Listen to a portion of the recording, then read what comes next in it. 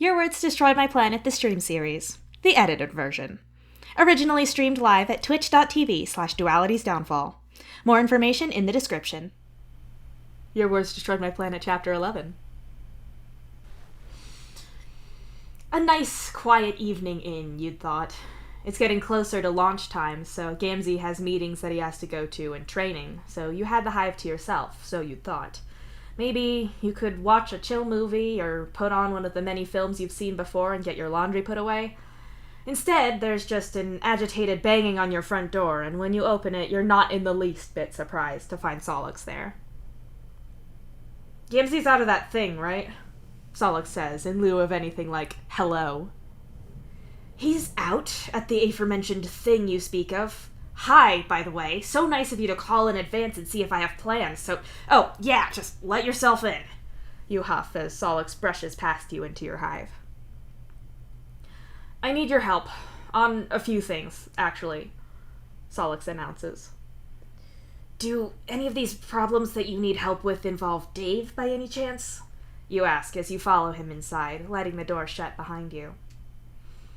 Solix pauses at that, and his face does a complicated expression that's a grimace of irritation and frustration, but a clear bout of infatuated want there. So, yeah, the Dave problem persists.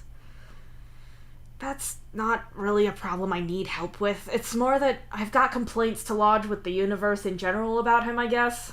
I have to get changed with him. He's just getting completely naked as the day he was hatched, Solix starts. Born, you correct. Gross, but true. It's just, he's attractive, and it's not fair, and he's nice to me, and that's even less fair, but there's nothing I can do about that, so whatever. Solix shrugs. Alright, what do you have a problem with, then? You ask him, and usher him to sit on your lounge plank. Solix settles himself down and pulls his tablet out, so you join him.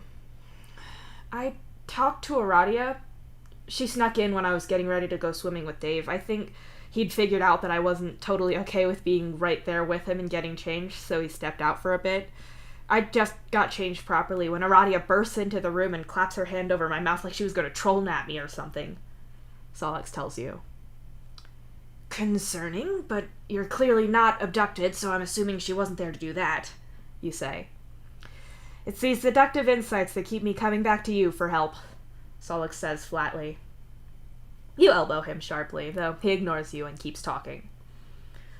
She was apologizing for not talking to me since the breakup. She wanted to give me space, and she said she was sorry for dragging my bipolar out to try to stop me getting this job. She said she was just worried, and I'm not sure that makes it better, but she clearly didn't show up just to say sorry. She said that she couldn't stop me from doing this job now, but she refused to let them lead me into it blind, and she was going to help. Solix says. Is this about Vikari? You whisper, though there's nobody besides Solix here to hear you. I don't think so. She gave me this drive with music on it, recordings and sheet music. She said I had to listen to it. Then Dave burst in, Aradia threw me out, and the two of them had this big argument about it. Dave didn't take the drive away from me, though, and I think he was even trying to imply that it'd be sensible for me to listen to it. Solix explains. So, what was it? You ask. Solix taps on his tablet screen a few times, and then music starts to play. You don't recognize the song as such, but you do know the genre. You've heard it before. Those are shanties, working songs. Gamzee sings them sometimes. It's the same sort of thing that funeral song was, you say. Yeah, they're all like that.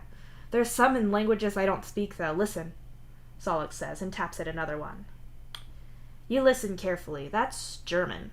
Not a language you're proficient in, but you know a smattering, and you can speak enough related languages to get a vague hint of the song. It's basically another sea shanty. It's more of the same, you say after a bit. What's the point of these? Why did Aradia go to this much trouble to get me these? Why did Dave allow it? I've scoured the lyrics and the music here, and I can't see anything hidden. There's obviously loads of references to the ocean, but other than that, I can't see anything, Solix says despairingly. Do you know why we call them sailors?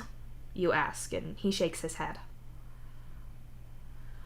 On Earth, there were astronauts and cosmonauts. Other kinds too, but it's a compound word. Astro and cosmo being words for space and stars, and the naut suffix is about sailing.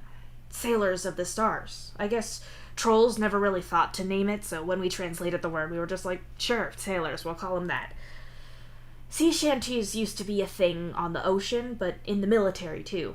They're songs with a really specific beat and commonly known lyrics, so everyone could sing them or work to the same beat, so work that required coordination fell into a rhythm. It makes sense that the sailors these days use the same thing, and I think it's an identity thing for them. I've heard Gamzee singing to himself before. You explain.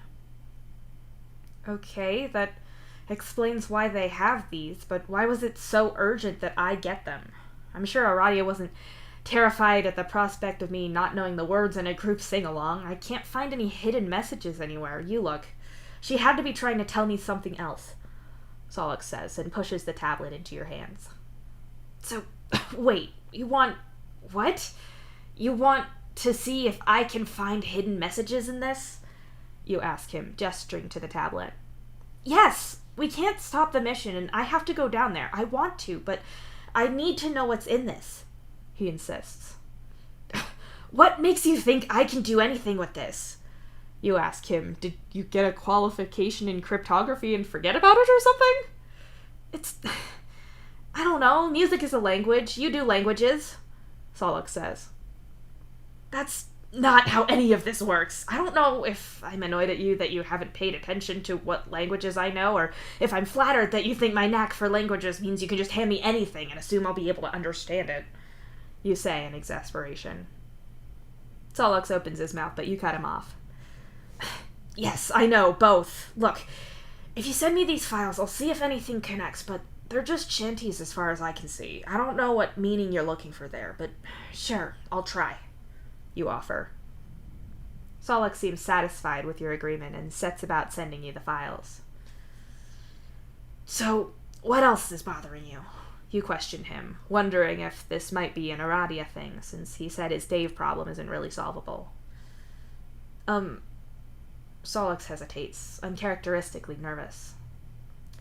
You lean forward in your best listening without judgment pose and wait for him to say whatever he has to say. I've got my test in a week. I've still got 2 weeks of training after that, but it's... Dave said it's basically the test to see if I pass enough to get into pre-flight quarantine with them before launch. I have to be most, if not all of the way there by the end of the week, and I've been working as hard as I can on tech stuff and the physical stuff, Solix explains. You've been spending a lot of time on all of this. You agree. You've hardly seen much of him at all. I even have a hint of abs now, look, Solix says eagerly. He hops up onto his knees and lifts his shirt up to show you. You can't say you see any six-pack kind of definition there, but he's looking a lot less skinny and a lot healthier, that's for sure. Solix leans over a little to look at himself, and you can see him trying to flex a little. The whole thing is so earnest and vulnerable that your pump biscuit twinges to see him. He trusts you enough to be open with you like this, and you have feelings about that. As if you don't always have feelings for Solix. I did this morning. Look, hold on. Solix pulls his palm husk out and taps at it for a moment before turning it to show you. On the screen is a photo of Solix in his pajamas, taken as a mirror picture in his wardrobe. He's holding the bottom of his shirt between his teeth, his mouth pulled into a gleeful smile as he takes a picture of what you will admit is some actual definition there. If he wasn't so excited about it and clearly so thrilled in the photo, then the staging would almost ping you as an unsolicited picture you'd get from some asshole trying to flirt. Goodness knows that you've seen enough of those in HR cases between people. But this is Solix, and he's actually taking care of himself for once, and he's happy with the effect it's having on him. You take his palm husk from his hands and look properly at the photo, and you look back up at him and he's beaming. It strikes you, for just a moment, that although Solix's breakup was awful, that it hurt him deeply in ways that obviously haven't totally gone away. It might have been good for him. Scratch that. It's definitely been good for him. Since he's been training with Dave, he's been the happiest you've seen him in a long time. You know it's nothing to do with his crush on Dave, although that's a sign that he's healing. Instead, you think he's actually getting involved in something new. He's challenging himself with new things, and he's happier. That's amazing, you tell him quietly. Solix flashes you a smile and sits down again. So, I was going to ask, the test itself isn't confidential or anything, and I'm actually a little nervous about it. Terrified, maybe? I don't know, this isn't my usual stuff that I'm always the best at. I might actually fail this, even though Dave says he thinks I'll pass, so would you come with? If you're not working, or... Solix says hesitantly, but you don't let him get to the end of that.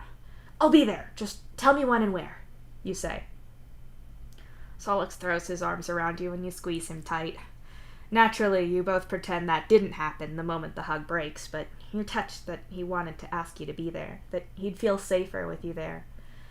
You know something is fucked up with Vicari's death, but you also believed Nepeta when she said that she knew what she was doing, and you have to believe she wouldn't put everyone in danger like that. You have to trust that Solix's suit, that the suits of everyone else, including your Moirail and your friends, will be fine. Mostly, you have to support Solix in this. It's Friday morning at 11 at the Sailor's Gym, Solix says.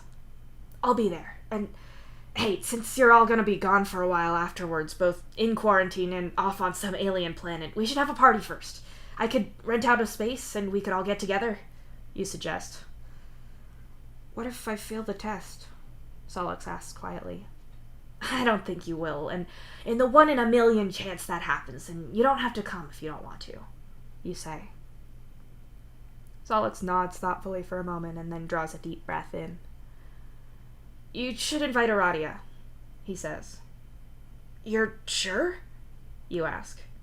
Yeah, we're friends, and I'm not keeping everyone else from her, he nods. Well, okay then. I'll arrange something, and I'm sure you'll do great on your test, you say with a nod. Oh, about that, there's another thing that I wanted your help with, since you have a way of doing things with words that ought to be illegal.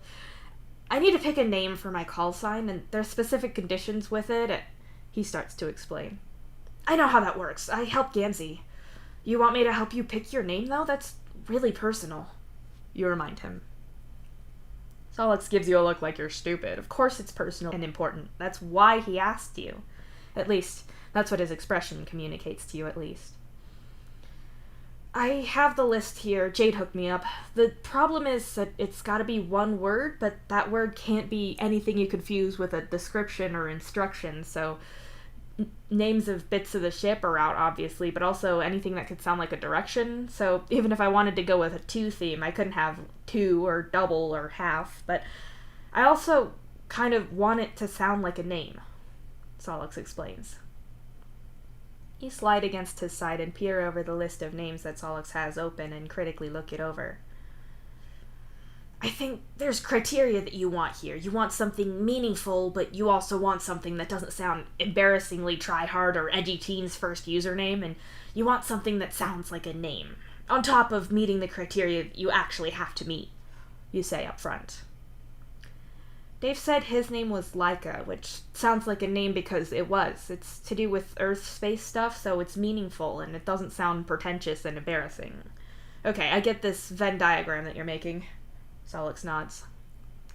So, what were you thinking of going for? You ask. Solix shifts slightly in his seat and sighs a little. I was trying to come at it from the meaningful angle, I guess. Things that are core to me, or at least things that I like and have for a long time, he tells you. As opposed to naming yourself after a dumb meme, which would put you pretty far to the cringy part of things, yeah? You agree. Right, so anything around duality, maybe around psionics, but given that my ancestor already made the gutsy move to have his title be the psionic, I don't think I want to touch that. Also, when you consider this as spaceflight and being reduced to my psionics, it doesn't sit so well, so unless it's specific, I'm probably avoiding that.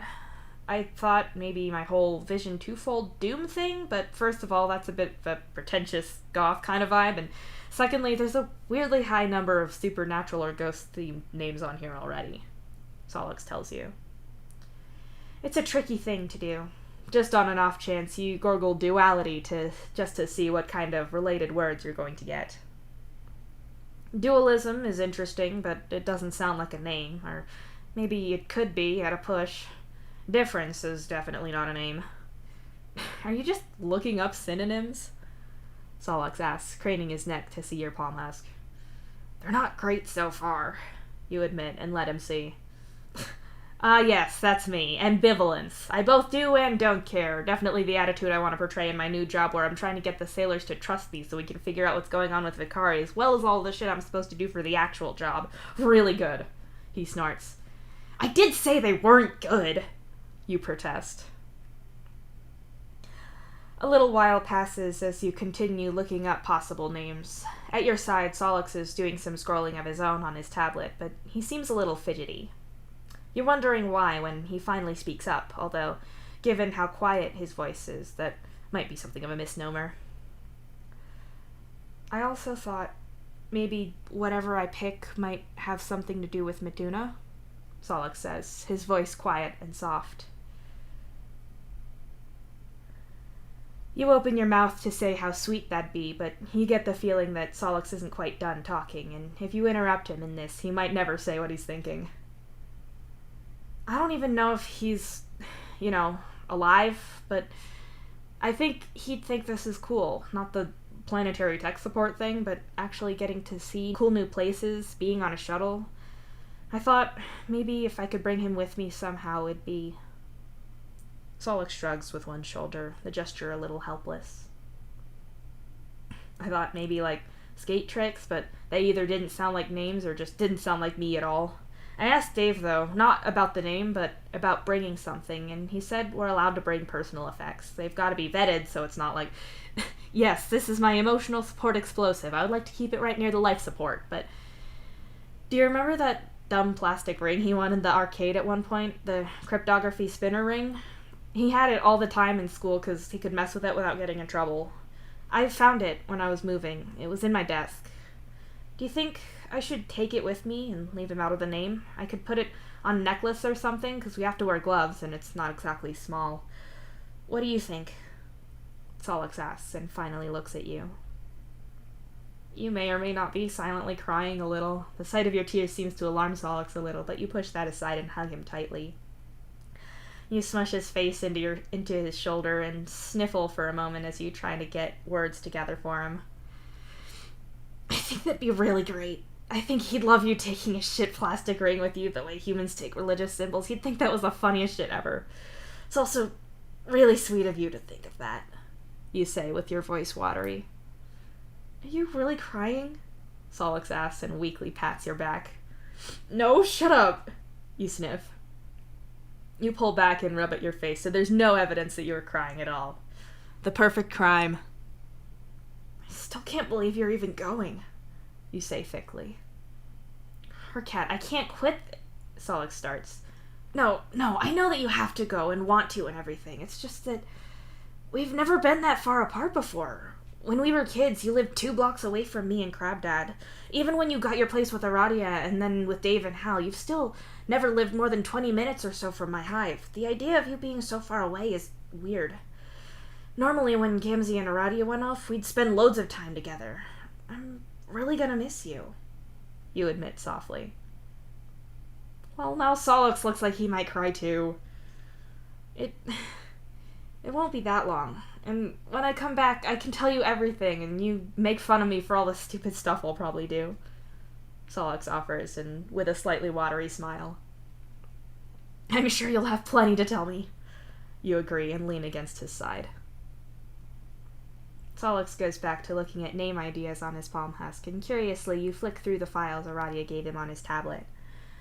You really don't understand what significance they would have. It would make sense for her to say it was an important thing for the job culture, and she didn't want him left out, but she wouldn't have to sneak behind Dave's back to do that. They wouldn't argue over that, and Dave wouldn't hint at its importance.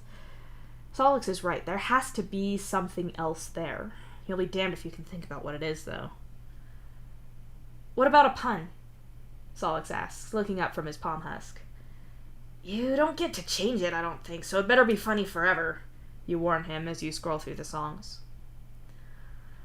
Solix makes a thoughtful kind of sound and keeps looking. You go back to looking at the songs, the sheet music, and the corresponding music files. If a radio was hiding a message in there, that'd be one thing, but from what Solix said, it sounded like Dave immediately got whatever meaning was hidden there, so surely looking super deep into the lyrics of this won't help, because he didn't have to do that, right? So, if the songs themselves are the message, then what's the message? Duel, Solix says slowly, and then says it a second time.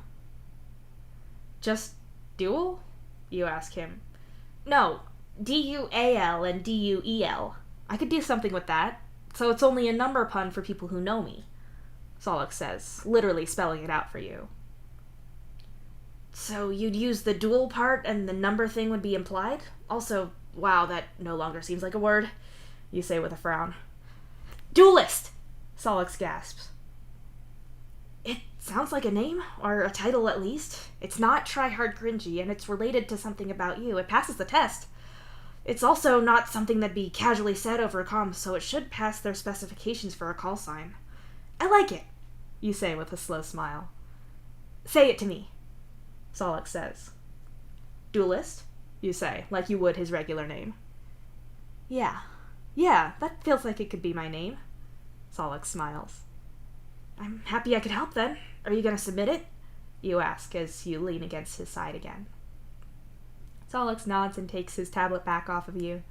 You watch as he goes through the forms to submit his call sign for approval. It feels like another significant milestone on his journey, and you're honestly really proud of him.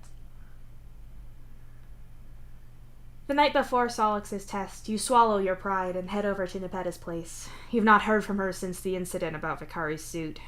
You know that you weren't in the wrong, not in the sense that you were mistaken. You know she's lying about what happened with Vicari, and the report that she had sent off to Monodi was fake, but that said, you're pretty sure that you could have gone about things better, even if she didn't leave you with much choice. However human the concept might be, you consider her as more than just an old friend. She's family as far as you're concerned, which means that you need to make an effort to mend fences here before she goes off on the mission to Somnos. Surely the longer you leave it, the more this will fester, and you hate that. She's not reached out to you, so you need to go talk to her. You ring the bell to Nepeta and Equius's rather large hive. Given her position in the sailors, and Equius being a doctorist, they qualify for a decently roomy place. It's nothing compared to the mansion-sized place that someone of Equius's hue could have afforded back on Alternia, but by the finite size constraints of your ship, it's generous. It's Nepeta who answers the door, and it hurts more than a little to see that she frowns at the sight of you. Karkat, I wasn't expecting you, she says stiffly. Nepeta, can I come in and talk? I wanted to apologize, you ask hopefully. Nepeta shuts her eyes and sighs for a moment, then steps aside to let you in. You walk inside and note that Equius is sat on one end of the L-shaped lounge plank. His white coat is draped over one arm, and though he glances up at you from his tablet, you get the impression that he's still working. He gives you a nod and goes back to his work. So, what did you come here to say? Nepeta asks, standing there with her arms crossed. You haven't sat down anywhere or been offered a drink or anything. You're both just stood in the entryway by the shut front door. I wanted to say sorry. Things have felt bad since that day, and I don't like it. I don't like the idea that you're going to be off on another planet with this hanging over us. It doesn't feel right, so I wanted to come here and fix things between us, you tell her. Nepeta sighs, and her shoulders drop slightly. I don't like it either. I don't want to leave things this off between us, but I really need to know that you mean that you're sorry. You burst into a restricted area, and I had to leave a really important meeting with Polypa to deal with you, and then you threatened me?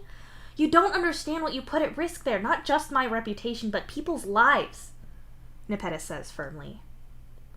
I only did all of that because I was worried about people's lives. Monodi was getting shut down everywhere, and so was I. Without any other information, how was I or anyone in PPEE to know that the suits weren't going to kill more people? Suits that you wear, my Moirail wears, our friends wear, you insist. Right, so you're not sorry.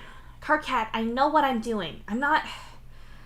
I think you think that we're all still 13, that I don't know what I'm doing, but I do. I'm good at my job. Sometimes accidents happen, and I'm the one who has to shoulder that burden. I know what's going on with the investigation into his death, with the reports, with everything. It was handled, and you just burst in like you think you can just meddle in whatever you want because you know best, Nepeta says harshly, and you actually step back a little from her words. That's not true at all. Monodi came to me for help. I was doing my job, you protest. No, you weren't. You overstepped because you just have to get involved in problems and solve them. You still act like you did as a kid, trying to get in the middle of everyone's problems so you could distract yourself from your own. It's one thing when you do that with people, but with this? No. There are consequences to you trying to fix things, Karkat. She argues back. What exactly do you think I'm trying to distract myself from? Because it's certainly not the fact that the report you finally sent to Monodi was total shit. You snap at her. All right, Equius says, standing up and putting his tablet aside. I think things are getting a little too heated here. Nepeta has a lot of work at the moment, and this is clearly not productive. Karkat, I think you should go and reconsider your apology for another time, because this is not so much an apology and more you defending how you think you were justified, which is not helpful to either of you.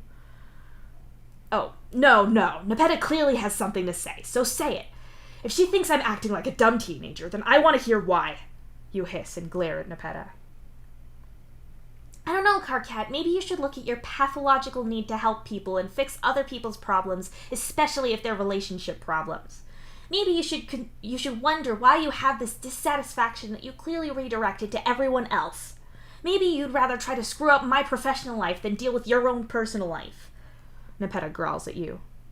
So Gamzee, this is a dig at Gamzee, you snap. She's tried to tell you about how her Moira allegiance works compared to yours, but you've refused to bite because you don't need help. I didn't say that, but clearly you already know the problem you're avoiding, Nepeta replies. Enough! Equius's voice is loud now, and he towers over you both with a dark expression on his face.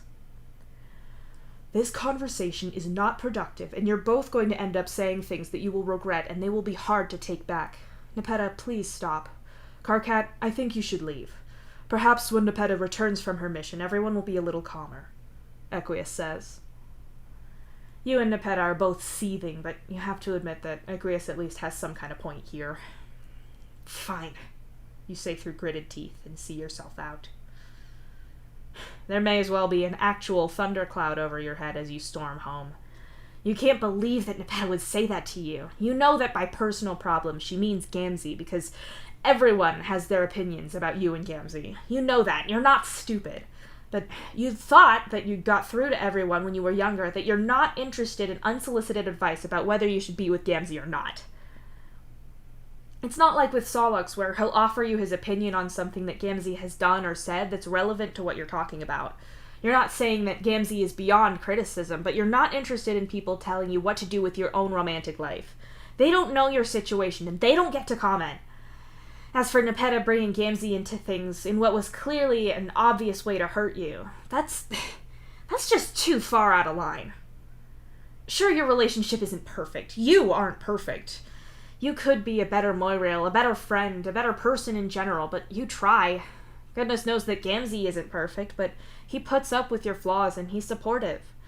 When you weren't sure whether to go into HR like Cancri wanted or to pursue your degree, he sat and listened to you as you agonized over the options. He wasn't flustered like you were or insisting that it was the most vitally important thing ever like Cancri. He just told you that he was cool with whatever you chose. Him being so calm and unbothered most of the time is probably something you need to balance you out. And even if that wasn't the case, how dare Nepeta try to imply that she knew better? How... You stop abruptly outside of your front door, staring up at the light in the hall above you. It's glowing eye-searingly bright, alternating between normal light and impossible brightness. It's just malfunctioning, surely. Even so, a shudder runs through you, and it's only because you've stopped that you catch a voice that doesn't belong coming from behind your front door. I mean, it's fine. I get you can't put him and Rowdia together. I'll take Fozzer. That's Dave. You lean a little closer to the door. It's your problem when he sees it, Gamzee replies. Okay, it's still if, not when. And Dave falters, and you catch him shifting from Alternian to something else. His voice is muted through the door, but you're pretty sure that he's speaking Spanish now. Gamzee doesn't speak Spanish. What's going on? Who else is in there? You hear footsteps, and in a panicked rush, decide to open the door before Gamzee can. Maybe you look less guilty that way. When the door slides open, though, you can only see Dave and Gamzee. "Hey, Karkat," Dave says casually. "Hi? Did I interrupt something?" you ask uncertainly. "I'm sorry you had to find out this way. Me and Gamzee have fallen in love. It's me, him, and Jade together. We're going to elope, and... Nope, can't do that. I just pictured you and Jade boning, and I think I just threw up in my mouth a little." Dave directs that last part at Gamzee. Gamzee gives a vague shrug, like he wouldn't be averse to the idea, making Dave over-dramatically recoil even more. "Well, as fun as this has been, I gotta go. Solix is freaking out about his test tomorrow, so I'm gonna go help him and then maybe bleach my think sponge later," Dave says, and as he passes you on the way out, he sticks his hand in your hair and scritches between your horns. You go to elbow him, but of course he dodges you. "You and Jade can call me anytime," Gamzee calls out with a grin on his face, and you can hear Dave theatrically gagging just as your front door shuts behind him. That was... something. "Sorry about that. We were dealing with last-minute arrangements for the mission. You okay there? You got your rage face on," Gamzee asks, and lumbers over to drape an arm around you. Your seething indignation has been kind of undercut by the weirdness of finding Dave at your hive talking to Gamzee alone. That whole thing was weird. How did Gamzee even know to open the door when... Wait. Ugh, you hate it, but maybe this is the kind of distracting yourself with other problems that Nepeta was talking about. You certainly don't want to make her right, so you stop thinking about all of that immediately. "I went to go make peace with Nepeta," you tell him instead. "Guessing that went bad?" Gamzee asks and steers you to the lounge plank to sit with him. "You can say that again," you sigh, falling onto the lounge plank. Gamzee seems to consider this for a moment as he folds himself up next to you on the cushions. "Guessing that went bad?" he repeats himself. "Funny," you say flatly. You shake your head and sigh, sliding down a little on the lounge plank. "I'll admit that I'm pretty sure I screwed the apology," you say. "How so?" Gamzee asks, and reaches over to stroke through your hair, undoing any messing up caused by Dave. "Because I'm not really sorry," you admit, with a hot flare of guilt up the back of your neck. "Being sorry is kind of needed for an apology, or else it's not much of an apology. Pretty sure you've told me that before," Gamzee points out. "I know," you whine and cover your face with your hands. "Yeah, no wonder this went badly." "In my defense," you start again, "I am sorry that I embarrassed her professionally, or if I caused her any problems there. That wasn't my intention. I know her career is important to her. She's good at what she does and well-liked. She's your boss, and you've never had a bad word to say about her work. I know she's good. I would never want to mess that up for her, and if me going in there like I did upset things, then I am sorry for that." "Did you tell her that?" your Moirel asks you gently. "Not as such, no. I'm also sorry that I kind of abused my connection with Disciple to even get in there. I'm pretty sure that reflects badly on her, and that wasn't my intention either," you add. Gamzee nods and waits for you to keep going. "I guess the problem is that I'm not sorry about pushing about these suits and about what happened to Vakari. I know I've not really told you much about it because of confidentiality, and you knew the guy, so it seemed tactless, but everything to do with his death is some kind of cover-up, and no one had access to his suit. You wear the same suits. If there's some flaw in them, I can't be expected to know that and just wave you off on your next mission," you say, emphatically waving your arms as you talk. Just as the energy takes you, the power of your righteous indignation, it fades and you're left feeling hollow. "I'm not sorry because I was right, but I clearly fucked up the execution of it, and going there apologizing for only some of it probably came off incredibly insincere and self-serving," you admit quietly. "Your blood pressure was in the right place. It always is," Gamzee tells you and runs his hand over your back. "I could have met her privately at her hive to figure this out instead of bursting in there like that. I didn't think. It was a pretty nasty fight just now, and I think I deserved a lot of it," you say, with regret building up inside of you. Gamzee sighs and pulls you back onto the lounge plank so you're looking at him properly. Listen, even if there was some problem with how Vakari's dying was dealt with, it doesn't mean there's a problem with my suit. I'm fine. We check him all the time. I'll be fine out there. I've got Kurlos watching over me, Gamzee says, and pulls his sleeve up so you can see Kurlos' memorial tattoo. He'd never try to take Gamzee's comfort away from him. He clearly has a sense of spiritual belief there, and draws reassurance from the thought that Kurlos still exists somewhere and is watching over him. You don't believe that one bit. You buy that there's a brief lingering of the spirit when someone dies, enough to communicate with Solix or for Aradia to see for a while, but these things fade away, and there's no ever-after heaven or dark carnival out there where the dead reside. It's just not true. Kurlos isn't watching over him, and you're not reassured one bit by that. Even if he was, you don't think it'd reassure you at all. Better to change the subject. Nepeta got in my face saying about how I always have to get involved in problems, that I meddle in things and people to distract myself from my own problems, you say instead. Gamzee's face flickers through shock and then an expression that you really don't like at all. Damn, she just went for you, huh? Gamzee mutters. Oh great, you think she's right, you huff. It's not something sinister. You're not like some who go out and cause problems because they're bored or don't want to think about their own stuff. Our little group is always having some kind of drama. You know everyone, and when there isn't, you've got work. You want to help. I think it's something of your ancestor in you. Gamzee corrects you. There's a difference between I help because I can't stand to see people I care about hurting, and I help because I need to be helpful. Aradia didn't want my help with her breakup because I'm obviously closer to Solix, so I asked Jade to look in on her. Now Aradia's doing better, and as far as I've heard, Jade and Aradia have got closer from it. I helped. I can't just stand by when I could help, you argue. Gamzee makes an uncertain noise in his throat and looks away from you. What? You demand. You could, though, he says. And just leave people to their problems when I can... You start to rant, but Gamzee raises a finger to pause that thought. What happens if you don't help? He asks. Then things go bad. Things go bad, and people have to go through something awful with no help, and they have to know that I could have helped and didn't. They get abandoned, you argue.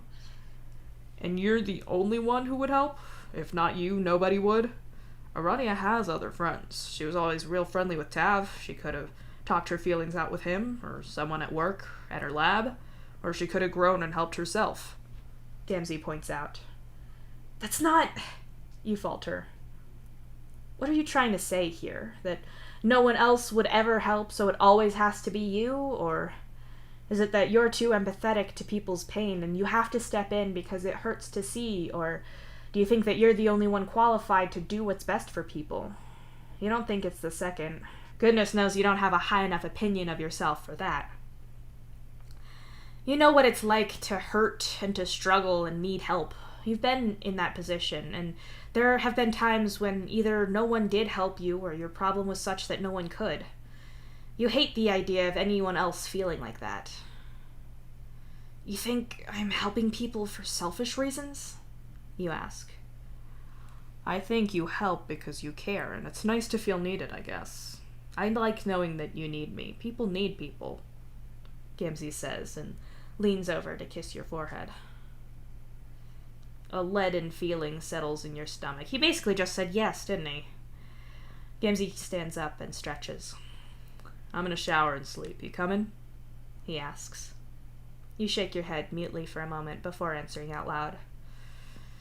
I think I'm gonna sit here and think for a while, you say softly. Nepeta won't hold things against you forever. She's stressed and she knows you love her. You'll both get past it. You always have, Gamzee informs you sagely. Yeah, I hope so, you nod, although it's not really Nepeta herself weighing on your mind so much as what she's told you. Gamzee gives you a little nod and walks off to the ablution block, leaving you alone. In Gamzee's defense, it's not like all actions that you take have to be completely selfish. That might not even be possible most of the time.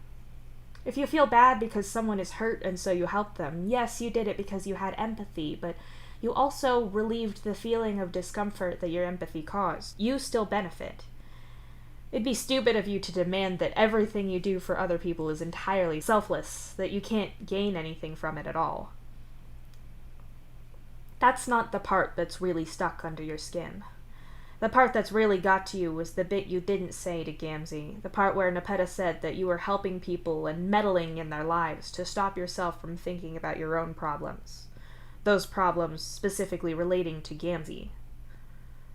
She said you were acting like you used to when you were 13, that you're stuck that way instead of growing up like she has.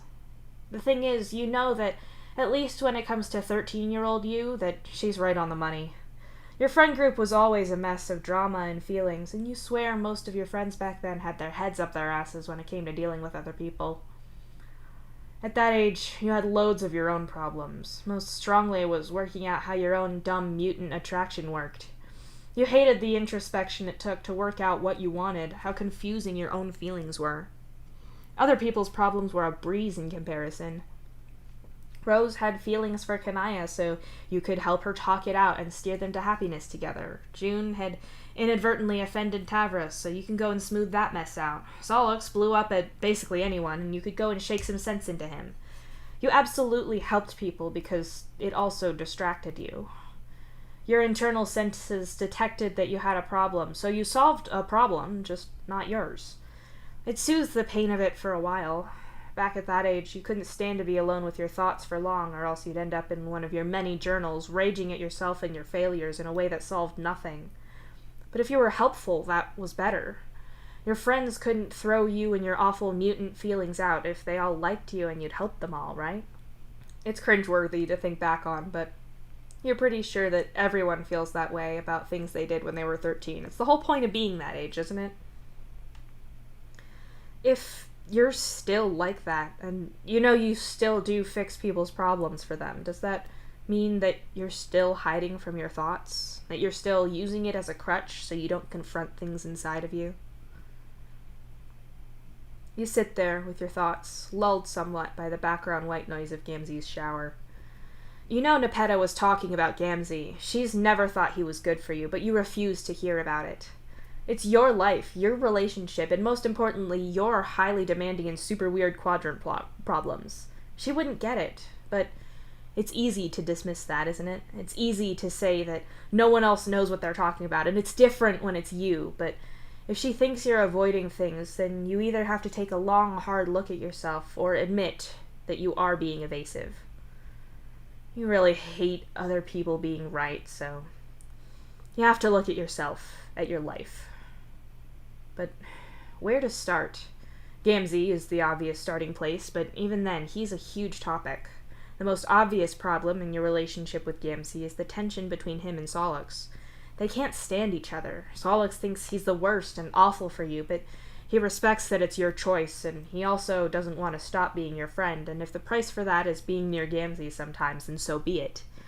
Gamzee, for his part, understandably hates Solix because the two of you have feelings for each other. Of course he'd hate that. The amount of closeness you have with Solix no doubt treads on his toes, and you should be thankful that he's as okay about it as he is. It's not like you're cheating on him with Solix. It's not like that at all, but he is important to you and closer than anyone else, besides which you do get affected by how things are going in his life. It can't be easy for Gamzee to hear about all of that, to see it and have to tolerate it. The reality is that you're probably not that nice of a person to put them both through that. Are you... You look up as Gamzee leaves the ablution block. I'm going to sleep. You coming with? I know you're set to worrying all night, but you shouldn't, Gamzee says, his hand resting on his hip where he has a towel around his waist. I'll be there later. Just gotta wrestle with my thoughts for a while, you say with a weak smile. Make sure you win, Gamzee says lightly and walks off. You stare at the shut door for a moment and then let your gaze drop back to the lounge plank that you're sat on. Solix has seemed far happier the last few times you've seen him. His life changed when he and Aradia broke up, and he's doing new and different things. He seems happy. Are you happy? You want to say yes, or rather, you want to defend yourself. Sure, you're not cartwheeling around with deranged glee every day, but you're an adult. Not every day is going to be that. You have chores to do, you have irritating work weeks, you have just stuff to do that's not euphorically fun. It's unreasonable to expect that. And no, Gamzee isn't perfect, but neither are you. Solix was right to break up with Aradia when it was clear that he wasn't going to be happy, and sure, you could be single like he is. Unlike you, however, he can date other people afterwards. You can't. Here's the really ugly truth. As much as you do have feelings for Solix and he has feelings for you, you don't know if he could give up other quadrants for you. When you were younger, you hadn't worked yourself out enough to ask, and in a probably self-serving and self-sabotaging move, you'd encouraged him to pursue his attraction to Aradia. It took the whole matter off of the table, as it were. It's just so much to ask of someone, and at the end, the grand prize is what? You? Great. Let's say you were a merciless bastard, and you decided that everyone was right and Gamzee wasn't good for you, that his flaws were too much. You don't think that. Even though he does have his flaws, you and he work. You keep him stable and act as a band-aid for his past hurt. But say that you did that. Say you broke up with him. You could take a bit to settle yourself afterwards and actually pursue Solix given what you know you need, and let's say that he was interested enough to go for it. Even assuming your utter heartlessness to do that, and him saying yes at all, you don't know that you'd be enough for him. You don't know that he wouldn't catch feelings for someone else in some other quadrant. Maybe he gets a pitch thing for one of the sailors he's around now. He wouldn't cheat on you, you're sure of that, but he could easily grow to resent you denying him anyone else. And then what? You'd lose your best friend, the person you care about most of all. You can't do it. You can't take that risk, and you can't put him through that either. Gamzee has been your 1 in a million shot of someone who just wants you and doesn't resent you for it. It's not so simple for you. It's not like you're blind to Gamzee's problems. He's got trauma from Kurlos' death and his ancestor's execution. He can be a little territorial at times. Sometimes he gets far too angry at people, and you have to fix his problems before they blow up, and on the other hand, sometimes he doesn't see actual problems as being a big deal. It's not like you're unhappy. You pity Gamzee for all of that, and your feelings are genuine, but you're not entirely happy. Maybe you do involve yourself in other people's problems as a way of feeling better. Your problem doesn't have a solution that you can see, but helping a friend with heartbreak does. Finding a friend somewhere to live has a solution. Is that so bad of you, to help people and feel better in the process? That particular question keeps you awake. You can't stop your mind racing over the hours. Even when you try to go to bed, you have to get up again because you're just staring at the ceiling. When you get up, you end up looking over the old chat logs between you and Solix from back then. All you want to do is reach back through time and throttle your past self. It's a level of self-loathing you've not sunk to for a while, but you still have to go about your life the next day regardless. It's not exactly fun.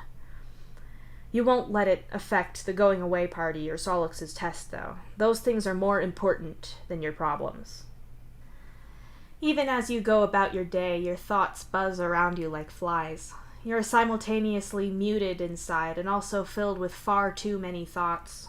Instinctively, you want to reach out to Solix to get his ideas about this. He's always been pretty adept at calling you on your shit.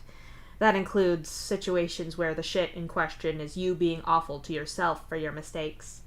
You can't do that, though. He has his test today, and you simply cannot throw his focus off of it.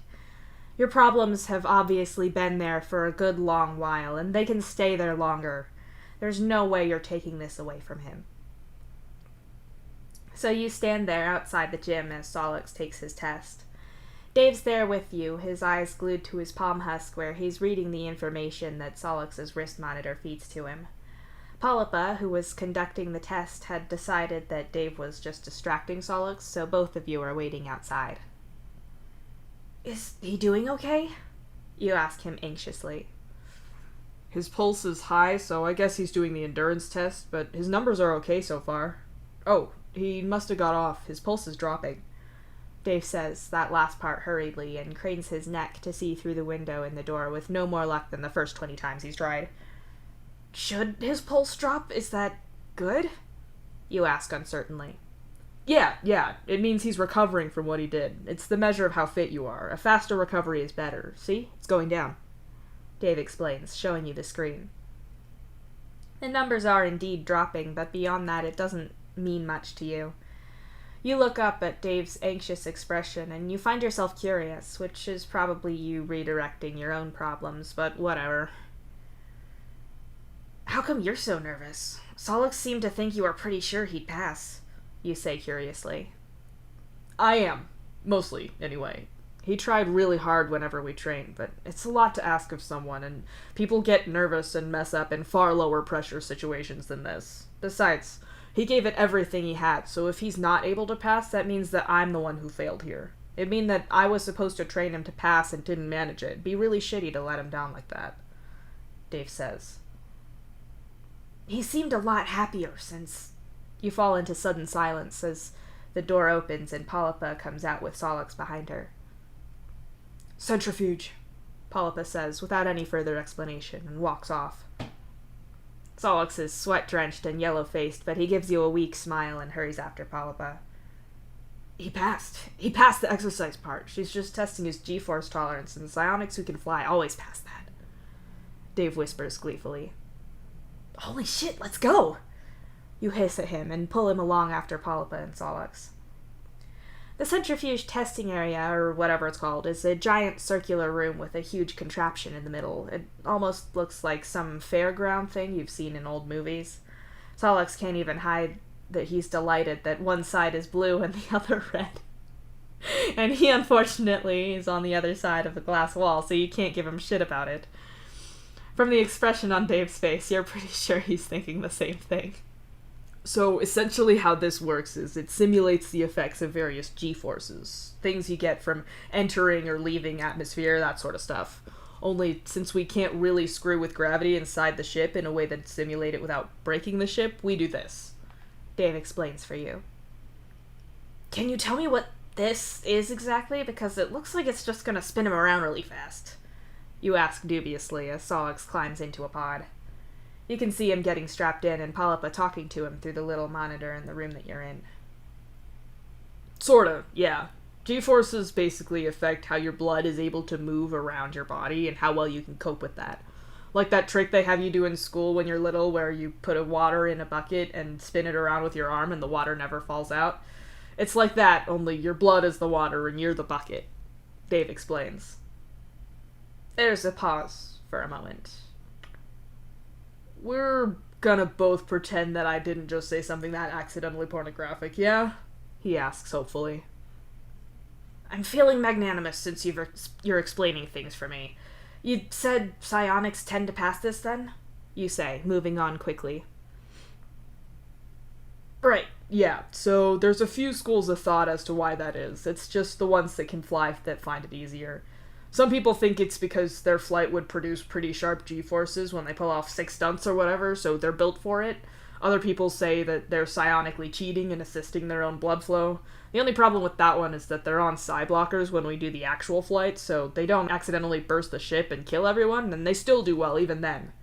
I think it's more of a little column A, little column B kind of thing.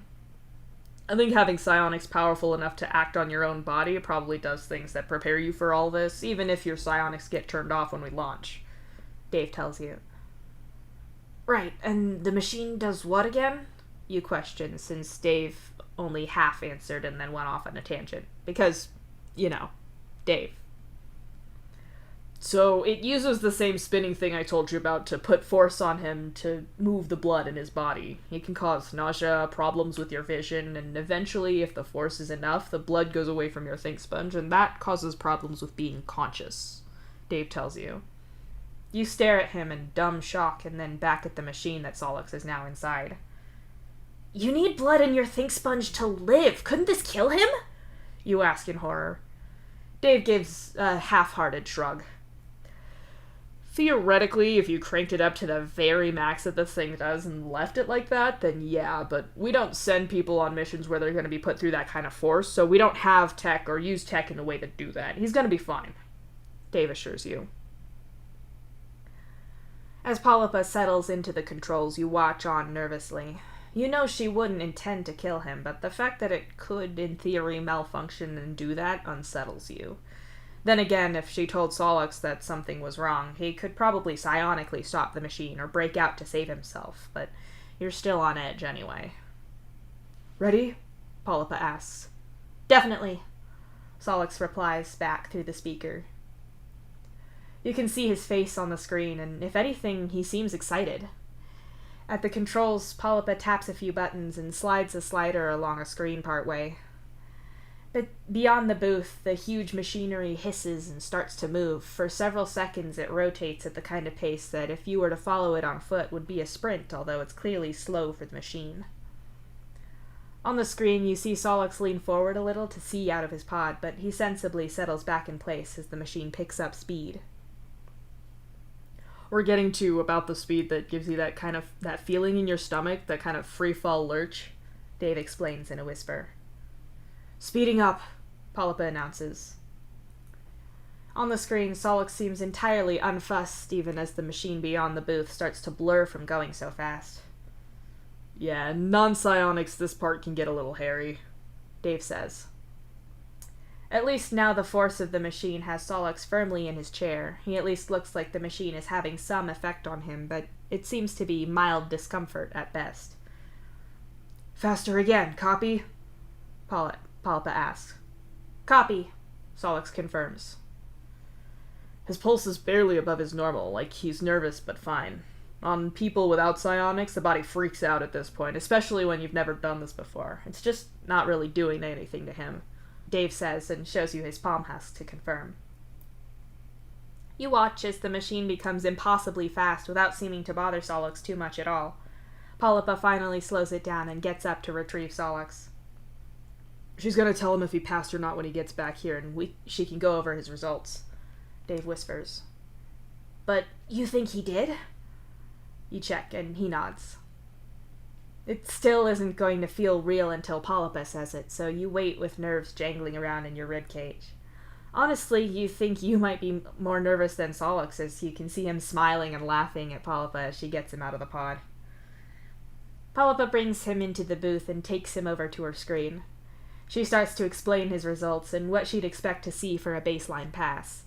It's frustrating that you can't see her screen, but Solix seems to be pleased as she goes along. So this part is an easy pass, but that's not much of a surprise, Polypa concludes. And the rest of it? Solix asks warily. Polypa frowns and faces Solix properly. You're not a sailor. You still have to do far more training for that, and pass courses that you've not even made any move towards. If you want to become one, you have far more tests to pass and far deeper training to undertake. You have no authority above anyone or anything except the machines you're tasked to repair. You are 100% Strider's responsibility, and you will do whatever he says without question or hesitation, and you are not to be anywhere without him, or, if given his explicit permission, another sailor. Do you understand me? Polypa asks Solix seriously. No, of course. I don't know anywhere near enough to do that. That's years of study, and this was just what I need for this. I'm there to fix things and do what I'm told. I've got no interest in playing explorer and forging off into the frozen wilderness on my own so I can get myself and other people killed. I understand completely, Solix says in a hurry. Shutting up and doing what he's told has never been Solix's strong suit, or yours for that matter, so you can see that he really is taking this seriously if he's happily agreeing to all of that. And I'll expect you to keep any personal conflicts contained and ideally non-existent. It's my job to know about personal clashes like this, and the current arrangement is that sailors Megiddo and Makara will be on a separate ship to you, but you may have to fix things remotely for them in the event that your counterpart is unavailable at the other site, Polypa warns. I've got no problem with Aradia. There's no bad blood there, I swear, and I'm more than capable of keeping my mouth shut around Gamzee, Solix swears. He is reasonably good at that if he's so inclined. Usually he just holds his tongue for your sake. Well then, Polypa nods. On a provisional and limited basis, welcome to the crew and congratulations on passing your test, Captor. Solix's face lights up, and when Polypa offers her hand for him to shake, he does so. Well then, I have other things to attend to. Strider, Captor, I shall see you when you report for quarantine. Polypa nods at the both of them. Yes, sir. Dave nods, his position shifting into something more formal. Yes, sir. Yes, sir. Solix stumbles over the words, and his attempt to copy Dave's posture aren't really effective, but it's clear the intent is there. Polypa gives you a disdainful look before she leaves, having been entirely professional with the other two. You suppose your behavior before is something of a mark against you. Shockingly, breaking into top-secret meetings and threatening people can do that for your reputation. The door slides shut, and there's a beat before Solix makes a gleeful, excited sound and throws himself at you and Dave both. Neither of you were really expecting it, and it's a little hard to have a three-person hug. You kind of default to a weird triangle shape with you holding on to Dave as much as Solix. I actually passed! Solix exclaims, almost bouncing with excitement. Congratulations, man. I knew you could do it. You worked so hard for this, Dave says sincerely. Solix is a few inches taller than him. You're shorter than both of them, as both of them remind you of on occasion, but still, it means that you're looking up at the two of them. With you three being this close, you can see Dave and Solix together. They look good together, and you could buy the sincere affection on Dave's face for something less platonic. Of course, that's a horrible thing to think.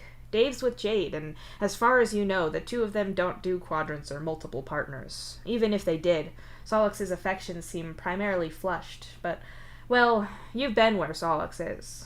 You've had feelings for Dave as well. You get it. Polypa laid it on pretty thick about everyone but the vending machine outranking you, but you'll be fine, for real, Dave adds. Thanks, and thanks to both of you for coming along for all of this. I was so worried I wasn't going to pass, Solix says in a voice that has a slight tremble to it. Goddamn collar bears couldn't keep me away, you tell him firmly. Not a lot of those on the ship. Dave snorts, so you kick him a little in the ankle. Ow, what the shit? I'm reporting to you to... Oh no, that's why you work in HR, so you can maim people at will, Dave says, as insincerely as possible. He's playing the long game, Solix agrees. Solix knows you well enough to levitate himself off of the floor and lift his legs enough so you can't easily kick him in the ankle too, and you do try it. You both suck and I hate you. That aside, the party tonight is going to be great. Everyone can celebrate you passing the test, and I can try to come to terms with how devastatingly alone I'm going to be when you're off rolling around in the snow on the ice world down there, you say. Ugh, I am not looking forward to the cold. I'm not rolling around in any snow, I promise, Solix says with a shudder. You'll be fine. You get used to it, really. Ask Aradia if you don't believe me, Dave swears. Yeah, I might. I think I want to talk to her more before we go. I don't think avoiding each other is great anymore, Solix says, touching down on the floor again. You don't have to do anything you don't want to. Like Polypa said, you won't be around her on the mission much, right? But if you want to clear the air with Aradia, that's very mature of you, and I'm happy if you feel that you're emotionally okay enough to do that, you tell him. I think I'm okay enough for it. I think I'm always going to feel some kind of way when I see her, but I don't hate her for anything. It's not like either of us were deliberately lying to each other. She didn't do anything wrong, or if she did, it was the same as me, so we should be able to get past it, Solix says slowly. For sure. It was just a shitty situation, and you can still care about each other, even if you're not, like, Dave says. I can see where that sentence is going. Let's skip the weird accidental innuendo and you trying to backpedal out of it and only making it worse. You cut in. Called out rude, Dave tuts. Is he wrong, though? Solix asks him teasingly. Hey, let's not let whether Karkat is right or not detract away from my case, Dave says. That definitely sounds like he was right, Solix laughs. 100%. That was going to be a patented Strider innuendo and panicked escape that only digs in deeper. You agree? I like how you're just slandering my family, too, Dave sighs. I'd say that's unfair to Rose, but I do remember her trying to talk to Kanaya early on. Rose is as bad as the rest of you, but she has better PR. You say. You know full well Rose isn't as polished as she'd like to pretend. Oh, definitely. Solix nods. Hey, what happened to you doing whatever I said, huh? Dave challenges Solix, pointing a finger at his face. You haven't technically told me not to make fun of you, Solix points out. Dave purses his lips and narrows his eyes at Solix, like he's trying to decide if he's annoyed at Solix or impressed at his argument. You think it's more the latter, even if he's trying not to let it show. Whatever. Anyway, don't we have a party to prepare for? You got the room, so I assume we have to go fill it with balloons, glitter, taffeta ruffles, cupcakes, or whatever. Dave says, clearly sarcastically. It's a going away and congratulations party, you point out. Not like that thing Rose had one year. What was it called again? Solix asks with a frown. Quinceañera, you remind him. Hey, and fuck you both. That was a badass quinceañera, and she was the only one who got one anyway, so she had to go all out. Besides, Dad was trying to do the whole culture thing. Although, if you are going that big, at least don't do glitter. I swear, I was finding black glitter everywhere for weeks. Dave grimaces at that part. I was thinking a little more low-key than Rose's super spooky quinceañera. You sigh. Boo, hiss, Solix says flatly. As much as I live for irritating Karkat, and as much as I'd love to see Solix in a ball gown, I have to admit that party was so much work, and I'm pretty averse to working hard when I don't need to. Dave points out, and Solix's eyes widen a little at his words, even if he stifles that reaction pretty quickly. I'm pretty against that too, now that you put it that way. I'm pretty sure you'll still be training me like crazy after this anyway, so I'm not burning off energy to make a party super fancy. Solix agrees. Fantastic. Now that the Idiot Council has convened and made a ruling, we can do the thing that was originally my plan to begin with. By which I mean you two doing whatever I say. You tell them both. Sir, yes, sir. Oh boy, I sure love to follow whatever orders you say, sir. Dave says as sarcastically as humanly possible. He even snaps a very over-exaggerated salute with it, too. Solix is quietly snickering at Dave's faux recognition of your authority, and Dave is still frozen with it in his dumb salute. Really, the only choice you have is to grab each of them by the shirt and physically drag them away with you. The way things work on the Atuin is that individually your hives aren't all that big. However, people still need space. People have parties, get-togethers, humans especially have gathering and shared meals prepared by someone there as a big part of their cultures. The best way to do this and still maximize space efficiency on your ship is to have event spaces. Anyone can book one, though of course everyone is allocated a certain amount of credit to event spaces, which can be pooled together to pay for it. That stops people hoarding the space and allows everyone to use it. People have big open spaces for weddings or dances of various kinds. Some have kitchens and large dining areas for special meals and cooking occasions, but then there's others, like the space that you've rented, which are more like a very large lounge. Your friends might individually be the type to dance, but it's not really that kind of get-together. You're more looking for music, celebratory food, decorations, and people just catching up. More like the kind of house party event you'd seen in pre-apocalyptic Earth. You've still made decisions about decorating the space, including a banner specifically congratulating Solix for passing his test. Solix raises an eyebrow at you when he opens the envelope with that in, still fresh from the print shop who made it for you. What were you going to do if I didn't pass? Solix asks, psionically unfurling the banner out to check that it's all spelt right and looks good.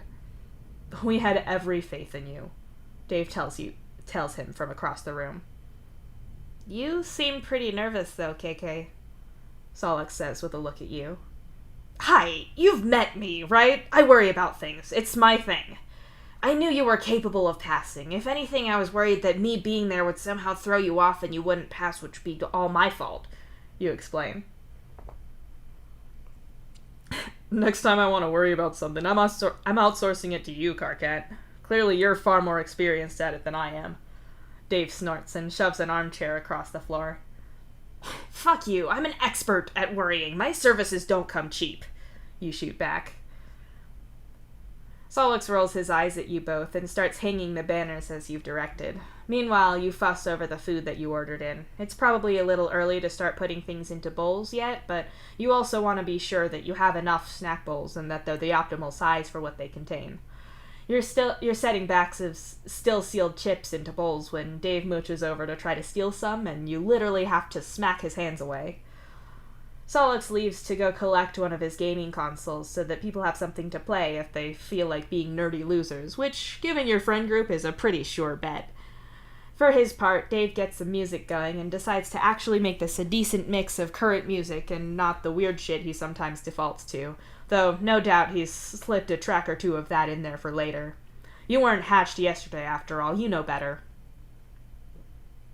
The point is that when people start arriving, everything is well set up and you're needlessly stressed over nothing. Aradia arrives relatively early, and you watch curiously as Solix goes off to meet her. The two of them drift off into a corner of the room to have a quiet talk. It's good to see that they're okay, Dave says, pretty much voicing your thoughts from his place suddenly at your side. You have no idea how he got that close to you without you noticing, but this is Dave, and you assume he has the same stealth powers as Terezi as a given. Yeah, he seems happier lately compared to how he was with her. Not that he was unhappy then, but maybe it was all for the best, you say thoughtfully. I guess so. Dave shrugs and steals a chip from a bowl. You don't think so? You ask. About him being happier? I didn't hang out with him a whole lot beforehand, but he didn't seem tragically unhappy or anything. It's not like he's not still sarcastic and ornery now at times. He's still him, but he's definitely happier now than he was right after they broke up. Not gonna argue with you there on that one. But I don't know about Aradia. That breakup wasn't totally mutual, even if she agrees that they'd fallen out of pity. From what Jade said, she's been pretty roughed up by it. I mean, I get that. I can't imagine how much that must hurt, and like I said, they'd already drifted apart some. Dave shrugs. True. I'm glad I could get Jade talking to her about this, though. It seemed to help, you say. Oh, for sure. They're talking to each other all the time now. Dave agrees. Good. You nod. You don't care if you meddling in people's lives might be partly self-centered. You've still helped there. Hopefully they'll both grow from this shit show of an experience. Solix wouldn't have done this if all that hadn't happened, and if it's brought Aradia and Jade closer, then all the better. The two of them talking like this now is a good sign that the really fuck-awful parts of this are in the past, you say with a firm nod. If you say so. Dave shrugs. If you have something to say, then say it, you hiss at him, his non-committal attitude really rubbing you the wrong way when you're trying to have a shred of optimism here, for fuck's sake. Dave frowns at you and stands up fully, no longer leaning over the snack table and instead facing you properly. I'm not saying Solix isn't doing better and that Aradia's not getting something out of being Jade's BFF or whatever, positive growth and all that. I'm just saying that getting a new job or a new friend doesn't undo the fact that you got your heart ripped out. Just because something's in the past doesn't mean it doesn't still fuck you up. If they're both getting over it, then great, but it's still something that happened, you know? If Jade broke my heart, it wouldn't unbreak afterwards, even if I got good stuff afterwards. The past scars, man. Dave informs you, his voice quiet so that the others don't hear, but clearly a touch annoyed. Your mind flickers to Dave's past, and you feel a little like you might have put your foot in your mouth a little there. I didn't mean to imply that it doesn't, or that everything happens for a reason, because that's a load of shit, you tell him quickly. Good, because that drives me nuts. That everything happens for a reason, and there's a plan for everything, people just make me want to punch him in the throat. Like, hey, me punching you did happen for a reason. The reason being you're a dick. I didn't think you were going that far or anything. I'm just saying that, I don't know. I think if I was Solix or Aradia, that I don't think I'd feel great about, I don't know, being thankful that something shitty happened, because it all turned out alright afterwards. Dave sighs, clearly irritated about the people he's spoken to goodness knows how many years ago. Yeah, that's fair. I'm just happy he's doing better. I love both of them, you know? Sometimes people break up and whole friend groups split. Like, oh, you're more his friend than mine, so I'm not going to talk to you anymore. I'd hate for that to happen. I care about both of them. It's not like I'm on Solix's side over... You trail off as, across the room, Solix hugs Aradia. It seems a little awkward, but still heartfelt. Good for them. Yeah, I get you. Dave nods.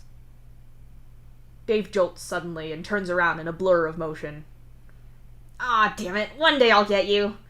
June laughs brightly. You're literally the only person that doesn't get punched for trying that, you asshole. Dave says, but he's grinning despite his words. Because you love me. Because I'm your favorite sister, right? I'm definitely not recording this for blackmail purposes or anything, June says sneakily. IDK, that seems pretty suspect to me. Is this a prank? If it's a prank, you have to tell me. That's prank law right there, Dave warns her. I refuse to discuss prank law without my legal counsel with me, June says. Your legal counsel is entirely biased on account of you two doing the nasty on the regular. No, do not give me details. I will put this whole bowl of guac on your head. Don't try me. Dave hurries that last part out as June's grin gets wider and wider. I'll tell you all about it when you least expect it, she snickers. Boy, I'm so excited to be not on this ship soon and hundreds of thousands of miles away from you. For no particular reason. Definitely not related to you sending me god-awful messages about Terezi's bulge, Dave says with a grimace. Not to interrupt this thrilling conversation about my friend's bulge, but hi, June. You cut in. Hi, Carcat. Speaking of Terezi, June starts. Not listening, leaving now, la la la! Dave yells, his hands over his ears as he hurriedly backs away. June watches him go with a cat-like smile before turning her attention on you. You were saying? You prompt her. Right, she said she'd probably be here in about 40 or so, she says, entirely unsalaciously. Poor Dave got played. That's great. How's your dad doing? The wedding was really amazing, but I'm sure it was so much work. He must be enjoying not having to plan a wedding anymore, right? You ask. You'd think so, but he really seemed to enjoy all of the organizing. I think Jane got all of that pro-organizing love spreadsheets and timetables DNA. Blah. I'm sure he'd love to do it again if you ask me. I think he's secretly hoping that Jade and Dave will get hitched so he can, but I doubt it, June says, wrinkling her nose at the idea. Oh? You ask curiously. They don't even live together. I'm pretty sure that Dave is, glacially slow with that junk. He's got a better bet with Rose and Kanaya, but, trolls and weddings, she says with a shrug. It's true that weddings aren't really a troll custom at all, and even if interspecies marriages happen, they don't often involve a wedding ceremony like you saw with Jake and Dirk. It's just culturally not a thing for trolls, although you suspect that if any troll would happily do it, you think that Kanaya would be excited to. The chance for fancy outfits, getting everything into color schemes, organizing. Yeah, that'd be a Kanaya thing. If anything, Rose could be the spanner in the works there. She made her quinceañera super gothic and dramatic. Following human traditions as expected isn't exactly Rose's thing. She might not want a wedding at all, even if she does decide to marry Kanaya. I think I'd like to go to more weddings. I can empathize with your dad here, you say thoughtfully. Of course you would. You're a sap. I saw you crying at Dirk's. June laughs loudly. It was emotional, you protest, but she's laughing anyway. For your own sanity, you bail on talking to June and say hi to several of your other friends who have arrived, and to your delight, you get to see Gamzee before too long. There's enough other people here that by then you feel totally comfortable to come up and give your Myrtle a hug without it being a weird public display of affection. Hey, I'm so happy you could make it, you say softly, reaching up to wrap your arms around his neck. You asked, and I heard there were snacks. Gamzee chuckles and squeezes you tightly for a moment. There are definitely snacks. We were going to order pizzas a little later, too, from that place you like. You tell him and watch his eyes light up. Oh, damn, it's my lucky day. And you managed to get Aradia here, too, even with Solix being here. Miracles just don't stop, huh? Gamzee notes, nodding his head over to the corner of the room where Terezi and Aradia are chatting away with Dave. Yeah, Solix passed his test as well, you say. I figured. What with the banner? Gamzee points out. That'd be a shitty thing to leave up if he'd failed. I don't know what I'm going to do with all of you gone for so long. Nepeta, Aradia, Jade, Dave, Solix, and you? That's like half my friends easily. When you come back, I'll be knitting a sweater with hoofbeats on it to stay sane, only the joke is that by that point, sanity is long gone in the distance. You say. What about June? Gamzee reminds you. I know, it's just, I always feel bad taking up June's time. She's got all of her biology course load and all the performing stuff she does as well. She's so busy. You sigh. You're not as good at keeping up with June as you should be. To your mind, she's one of those people who seems to be naturally good at everything. She's a fucking classical pianist, and then she's studying for a PhD in biology, specifically on how the human genome remembers things from previous generations. It's called epigenetics or something, but June described it to you once as, like ghost DNA, and you think that sentence gave you think sponge damage. If you're totally honest, you've always been a little jealous of June for how good she is at things. There's still definitely a part of you that's still stood in the playground in your first year of school, absolutely livid that everyone likes June and not you. She didn't even have the decency to be a jerk to you about it, even though she'll absolutely push you back if you were too antagonistic to her. Maybe, in part, you sometimes find it hard to meet up with June because you can't imagine that she'd want to see you, which you're sure isn't true, but it's still in your head somewhere. Come on, Gamzee says, reaching around you so his hand is settled between your shoulder blades. Gamzee steers you over towards June, Rose, and Jade, who are clustered together, talking casually. All three of them look around as you approach, or rather, as Gamzee steers you over there. Hey, Gamzee draws out the word lazily. Hi, Gamzee, Jade says cheerfully. Getting excited at being shot at a planet again soon? June asks. It's all part of the job, but I've got good company for this time, so it ain't too bad, right? Gamzee says, flashing Jade a smile. We're going on the same ship headed to the same site, along with Aradia, Jade explains. That's fully finalized, then? The last time you told me about it, things were still up in the air, you say in surprise, looking up at Gamzee. Yeah, it's all sorted now. Dave gets Nepeta and Solix, Gamzee explains. Oh, you wonder if that was what Dave had been around your place for. He might have been relaying that information to Gamzee. Kind of odd to do that in person when a message would have sufficed, but maybe they were on their way back from somewhere. You didn't really ask. You had a lot of other things on your mind. Wait, doesn't that mean that you and Dave are going to be hundreds of miles apart? Rose asked Jade, with surprise clear on her face. Shit, yeah, isn't your whole 10-year anniversary coming up? June asks.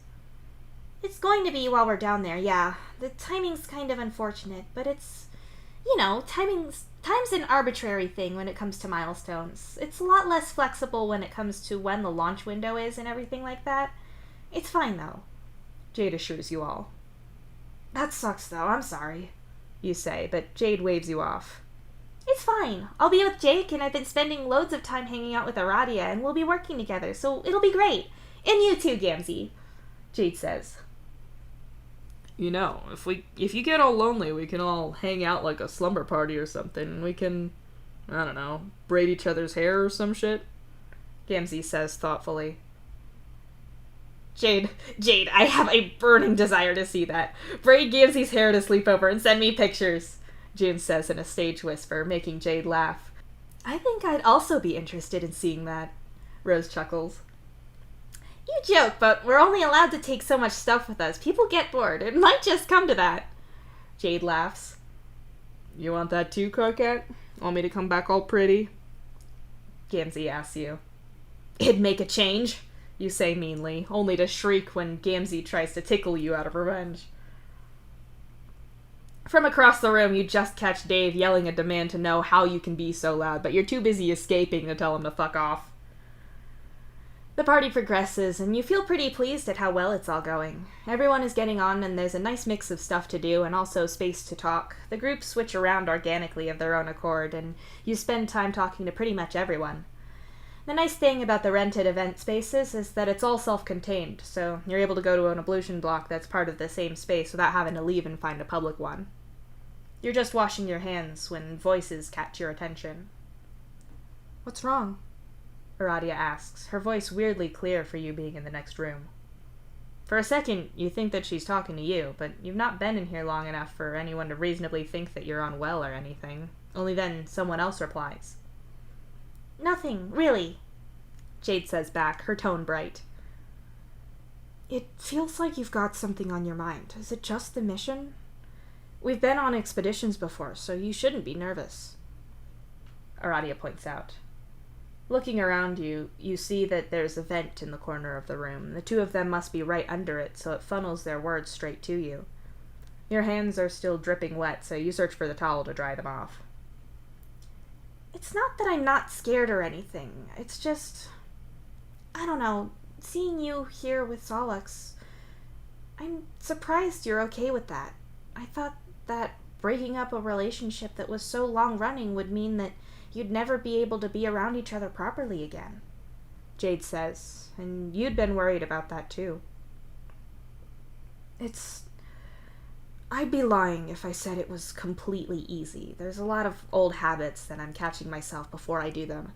Not touching him so much, or I don't know. It's hard to put into words, but like I said before, even though he broke up with me, it's not like he was wrong. It wasn't the right relationship for either of us, and I want him to be happy. He was right for me once, but that changed. It happens. It doesn't mean I have to lose him as a friend, too, Aradia says. Her words sound emotional, like it took a lot for her to realize that, but you think she's right. You're just glad that they are still able to be friends. You care about them both. I always used to think about breakups as this awful thing. You dumped someone because they hurt you or they're shitty. I'm not dumb. I know there are other reasons, but those were the only ones I could picture, if that makes sense. Like, I thought that if you had a problem but it wasn't as bad as all that, then you should talk and fix things, you know? Jade says. That's not something you should rule out, but Aradia says. But talking to you about everything with Solix has just made me see that sometimes there are problems in a relationship and it's no one's fault and you don't want to hurt someone or anything like that, but it's not a thing that can be fixed, or it's just that you've become different people or grown apart. And Jade interrupts Aradia, talking in a rush. Jade, breathe. What are you... You're talking about Dave. About you and Dave, Aradia says quietly. I love him so much. I always will love him, but he's happy with how things are, and I don't think I can stay like this. Or, no, what's worse is I can stay like this. This isn't what I want, and it's not who we both are now, but it'd be so easy to not see that and just stay how we are right now and never change, just like you and Solix. And humans don't live forever, and the future isn't... That's not the future I want, Jade says, her tone hushed and desperate. Jade, are you sure? Aradia asks softly. I think so. The stupid thing is that I probably wouldn't have realized this if I hadn't talked to you about Solix after you broke up. Oh, no, I didn't mean... It's not your fault or anything. You didn't make me talk to you. I can't tell him now. We've got the mission, but we're going to have been together for 10 years, and I can't stay much more than that. Jade trails off. No, I get it. I'm really sorry, though, Aradia says quietly. Shit, I shouldn't look sad or people will ask why. Let's go get pizza, okay? Jade says, brightening suddenly in a way that sounds fake to your ears. You stand there with your hands still dripping water and stare at yourself in the mirror. So much for your meddling always being for the better. If you'd not steered Jade towards Aradia, this might not have happened. Oh, God. Dave was just telling you how much losing Jade would destroy him, and you've been the agent of that destruction without him even knowing about it yet. This is all your fault. You nudged Jade into talking to Aradia because you needed to fix things. You told yourself that it didn't matter if you had self-serving motivations influencing your desire to help people because you still cared about them, and you helping them fix things for them made you feel better. Only, you haven't fixed things at all. Solix recovered just from living with his friends, and Aradia would have been fine, and probably, like Gamzee said, would have leant on her friends of her own accord.